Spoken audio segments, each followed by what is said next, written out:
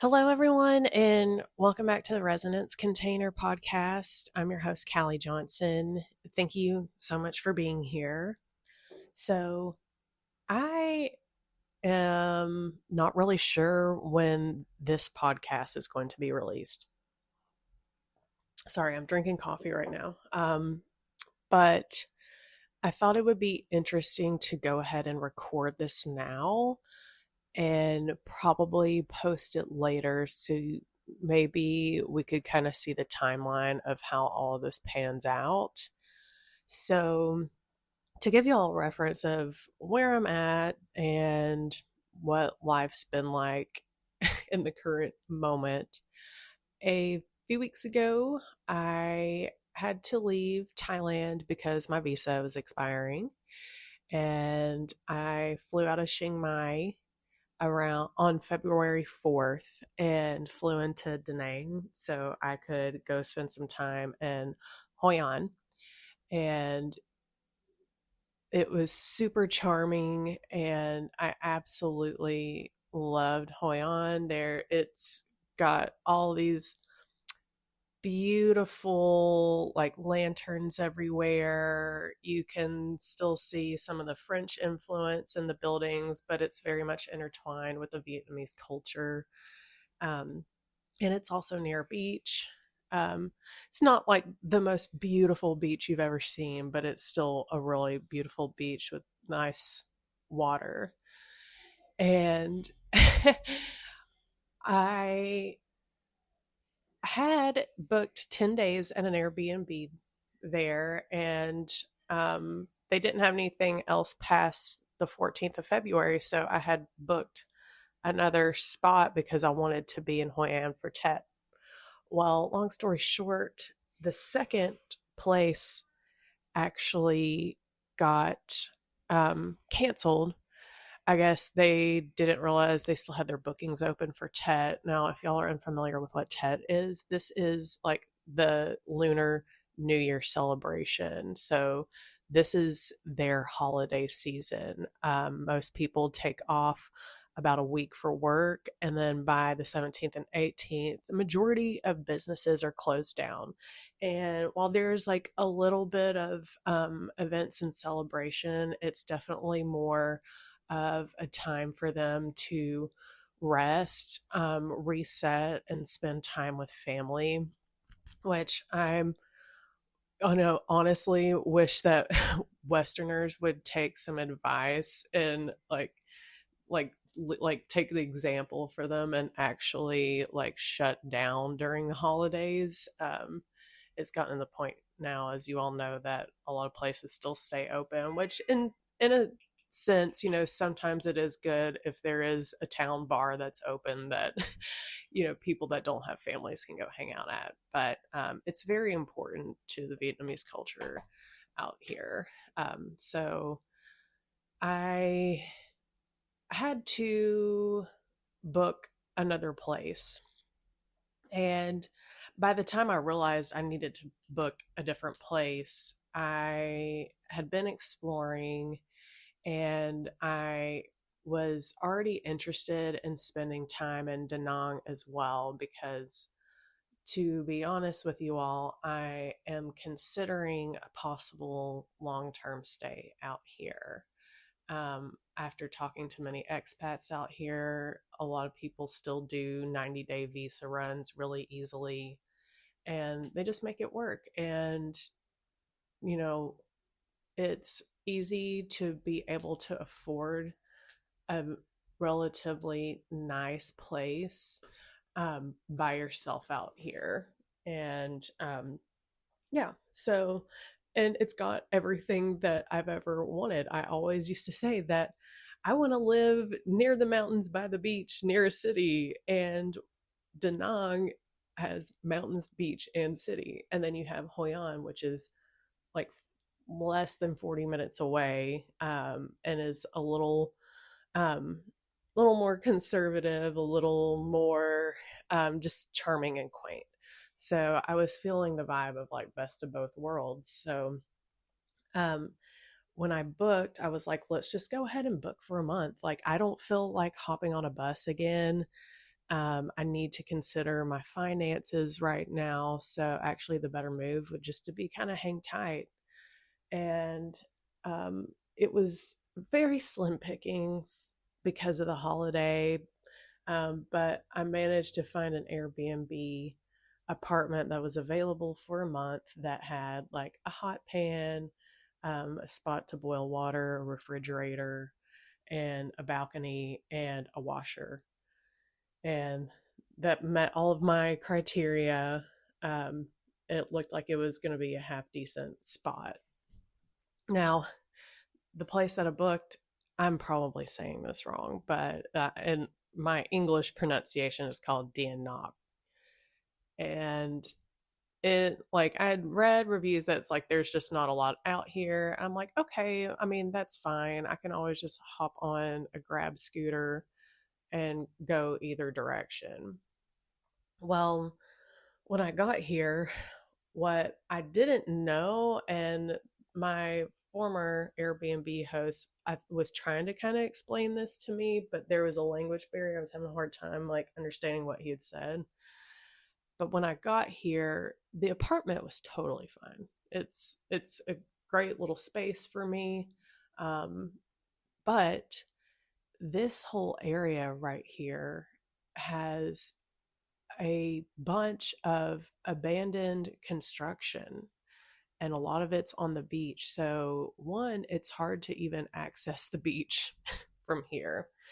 I think, to my understanding, that um, when COVID hit, like money was lost in some of these sites, and you can tell there's like these luxury places that were being built that just never got finished. I think some of them are still under construction. And on top of that, this kind of like square mile that I'm living in, or maybe square half mile that I'm living in, it is completely riddled with litter. I mean, everywhere you look, I've never seen anything like it. There's trash everywhere. And I didn't see that, in like like the immediate suburbs of Hoi An or Da Nang. And it just so happens this place where I'm at, where my hotel apartment at is at, it's really actually difficult to look at. So when I got here, I thought maybe it was just like the street that I was on, but as I walked further around, it's quite a large area. Um, so that was, it's kind of like sensory overload to for me. I was As money has gotten tight over the next week until I get another payment coming through. Um, I was betting on being able to at least walk around and enjoy myself, but even walking around is not pleasant. So naturally, what I was thinking, I was like, oh my God, like, what did I get myself into? Like, I'm so glad that I have this apartment. It's clean, it's what I need, but like, I'm not gonna really have access to much of anything, especially for the next few days. I was very lucky. There's a tiny little mini mart right around the corner from here. But now I was like, why was my intuition to book this place? I mean, yeah, it was in my price point. There weren't any other options because just everything's booked because of Tet. But why here? I'm kind of a person that tries to understand what the universe is trying to reflect back to me, like, and I don't think it doesn't have anything to do with who I am necessarily, but I was like, what is this place trying to show me right now? Like, this is a lot. And, obviously I was very disappointed. So yesterday, after doing some writing, I went for a walk. for about 40 minutes. And as I was walking, I saw more of these luxury high rises. Some of them were finished, a lot of them weren't. I couldn't find any other way to access getting on the beach. And I was like, this is just so weird. Like, I'm walking from this weird place, like, that's like desolate, to this place with this unfinished luxury. Like, and I'm like, this, like, am I like kind of seeing that maybe like my abundance is right around the corner? Is something like, am I in a place in life where like everything that I'm doing is kind of under construction right now too? And so I just kind of sat on that for a while. And when I got back, I actually posted a an essay yesterday about why I started the resonance container. And it's probably been one of the most vulnerable posts that I've put out there since. What I haven't realized, or what I haven't worked on as much, is my inner wound of not being heard or understood. And that really came to the surface this past week. Um, and I was like, as I was walking, I was like, God, like, do you not hear me? Do you not understand me? Like, let me know that you hear me and understand me. So I was able to kind of work through that when I wrote that essay. And there was a lot of release when I made that post, and in a good way. And I finally had this memory before I went to bed last night. And what I recalled was back during the COVID lockdown, when I was living with said former bandmate turned partner and abuser. And during that time when we were locked down was the time that my voice tried to come through again. My writer's voice tried to come through when, there wasn't anything else to do. So I tried to start writing lyrics at that time, and was writing lyrics, a little bit of poetry, journaling a lot. And that wound kept coming through at that time, as I was in this space that I could have taken the time for myself and let my writer's voice gestate. I had this wound that was being mirrored back to me through this person, because every time I would write lyrics and we would start putting a song together, he was always trying to change the words because my words weren't good enough. And I wasn't allowed, like, he wouldn't let me like stand in my artistic choices. And I didn't like how my voice was being guided to sing on the tracks either. Like, he just wouldn't let me make some of my own artistic choices. And it got to the point where I just shut down and said, I don't want to try to record anymore. I don't want to do this. I'd rather just sing covers. And it was then that gift had gotten shut down again. And I had a really, deep cry about that, because I started realizing, I was like, oh my gosh, look, I'm in this place here in Vietnam. I'm in this apartment for the next month. I don't have anything that like I can go enjoy outside. Like, I'm in this apartment, you know, but my voice is coming through again. So there was this weird synchronicity and connection to that happening that made me cry to the point that I started coughing. And once I started coughing, I felt the lower part of my throat open up and finally sort of like relax and open. And as somebody that has been an embodiment instructor and understands what happened, um, that I had a block that got released in my throat chakra last night. So I could feel it as soon as it happened. I was like, I felt the space open up because I was finally able to let this belief of not being seen or understood get cried out of my system. Like that was a deep wound that had been living inside my body for a long time.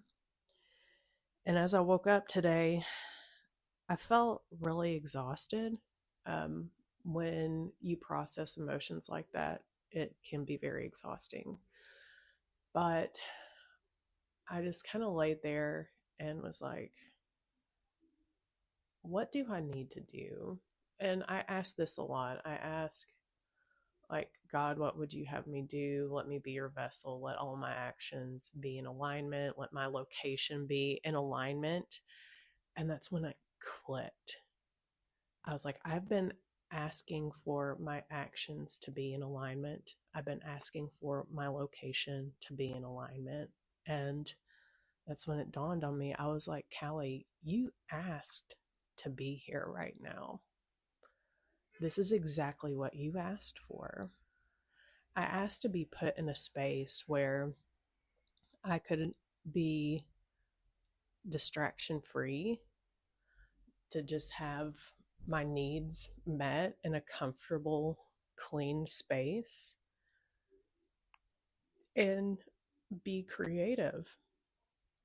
And I started writing in my journal because I realized I was like, man, if I were back home right now and working, what I probably would be crying for is just like, if I could just have a month to not worry about anything else and just create, that would be so useful.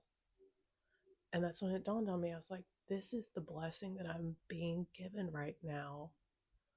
Like, as much as I love to go explore and do things outside right now, like, I'm being given a little creative studio right now. Like, how amazing is that?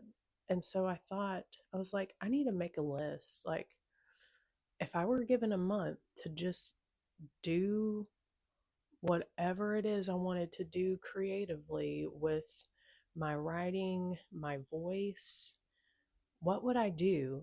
And since I have the time, like if I want to learn something right now, what else would I learn right now? So I made this list of what I want to do this month in no particular order. And I wrote, get more intuitive with tarot, learn some Vietnamese, strengthen my body,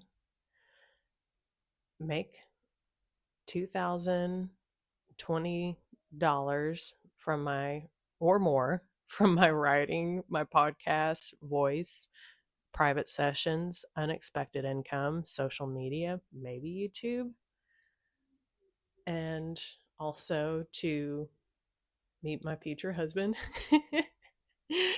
So I wrote all this down of things that I want to do this month. And there might be something else that goes on that list. But I wrote down, I realize now this place is what I've been asking for. Lack of distractions, comfortable space to create. And underneath this list, I wrote, God, universe, creator, source, help me take aligned action and see things from the perspective of abundance.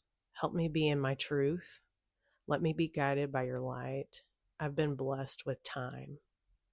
And this is one of the, I've been given the abundance of time and space for the next several weeks.